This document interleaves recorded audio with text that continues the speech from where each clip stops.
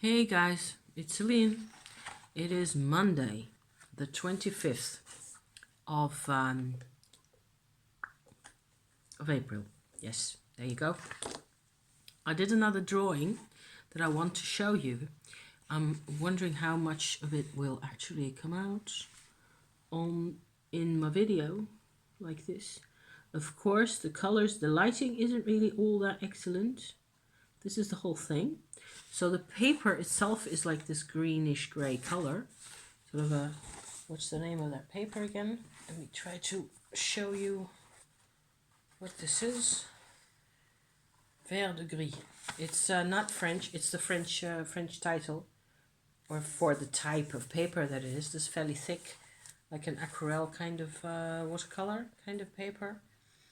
And for some reason it's really satisfying to work on. It's probably quite old school also.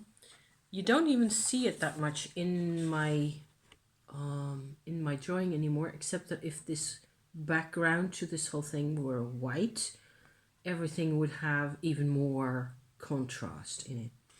So I'm trying to go back and forth a bit so you can see my metallic effects. Look in there. I had so much fun doing this. So much of this is pigments, brown earth pigments, in here ochre, and this stuff here is like a mixture that I made myself, which is also with gum arabic and water, charcoal, and basically charcoal ground up real fine with gum arabic and water, and you get this pasty paint like mixture. So, and there's a couple of ingredients in there. It's quite gritty and it's really interesting to work with, and I sort of daubed transparent ink over the top of everything else, and as that dries you get like these kinds of effects. I hope you can make that out. That there's it dries in a way that's real pretty, and I just had a it took a while to get this done, also because I wasn't sure what I was supposed to. It's a kind of a new setup, you know. You don't normally, you don't want, unless that's what you want, your horizon to be this high up in the air, because it gets claustrophobic, in my opinion. I would always want something that has landscape, you know, and depth, and preferably, you know, things like that. That's what I'd like to see. However, with the dark surfaces, and especially with these iridescent kinds of inks over the top of that, you can have all these great effects. I don't know how much of it is going to show on the video, so yeah. I noticed that what I was trying to do was to sort of have quarters, segments that each represent a part of myself, basically, or a part of the thing that I am a part of. So I am only the figure sitting in the foreground here that I hope you saw, who is making a certain number of choices, who is having a certain number of, this dark blue figure that you can see is like a higher self kind of a version of this whole thing that I belong to in a way.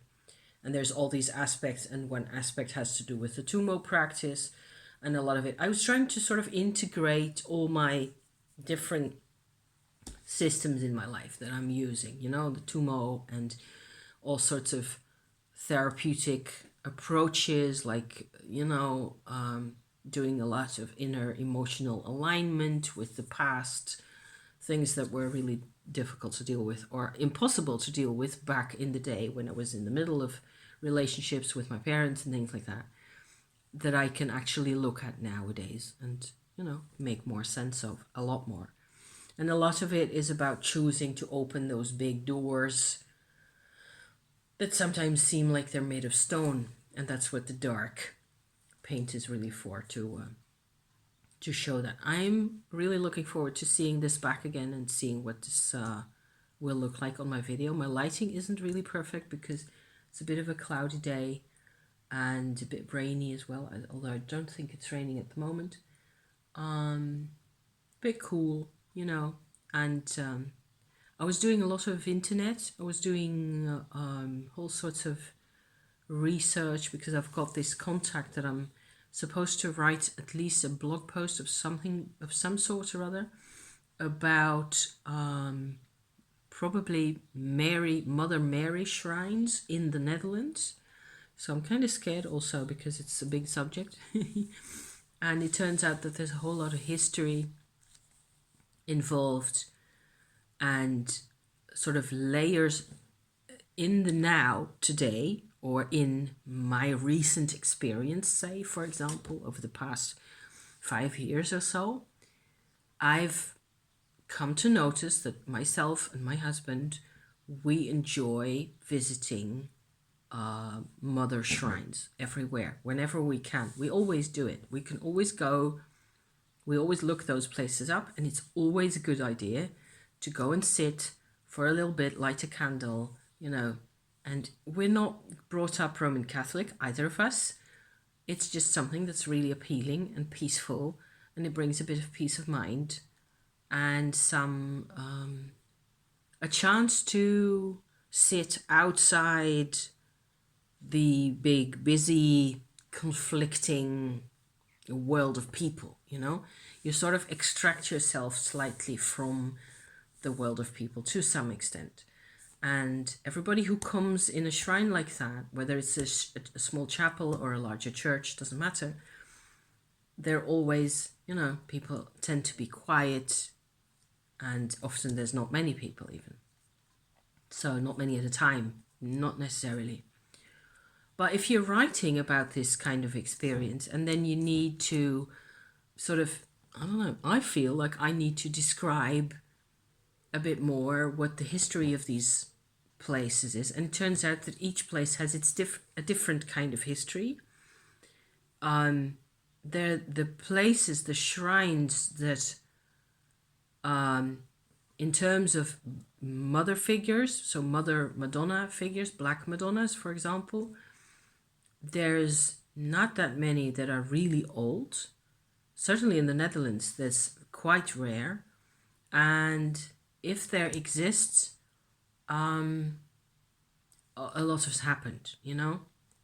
There's been conflict between Roman Catholics and Protestants, on and off.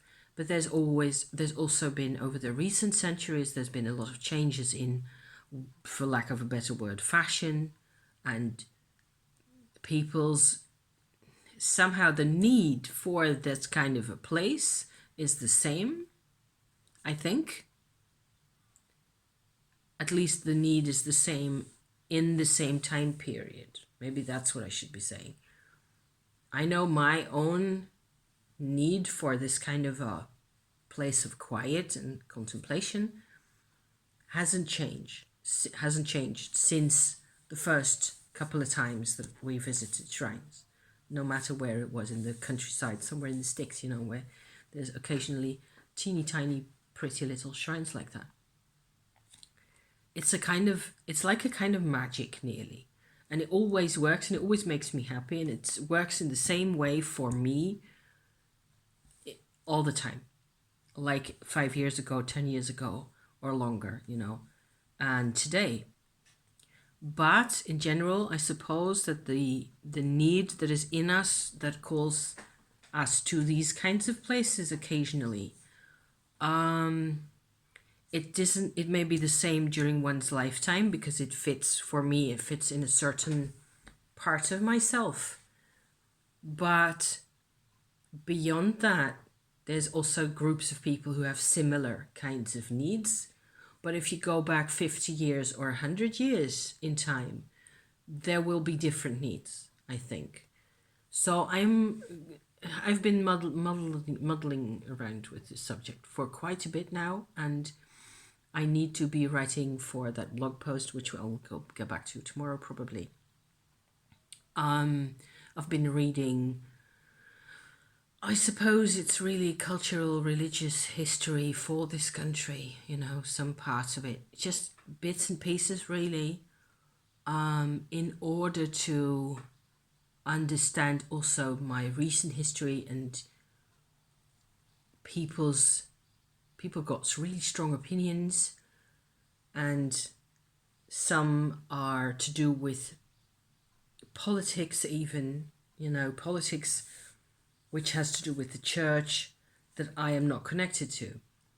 So I'm trying to observe all this from the outside. It's very difficult and very confusing. So I'm quite knackered. I'm going to leave it at this for now. Thank you for watching. This is 10 minutes. Some kind of I wanted to show you my painting, and this is what I have been doing, and I'm quite pooped in the head. I notice that I just can't make much sense of myself at the moment, other than what I just, said to you. Thank you for watching. See you next time, people. Bye for now.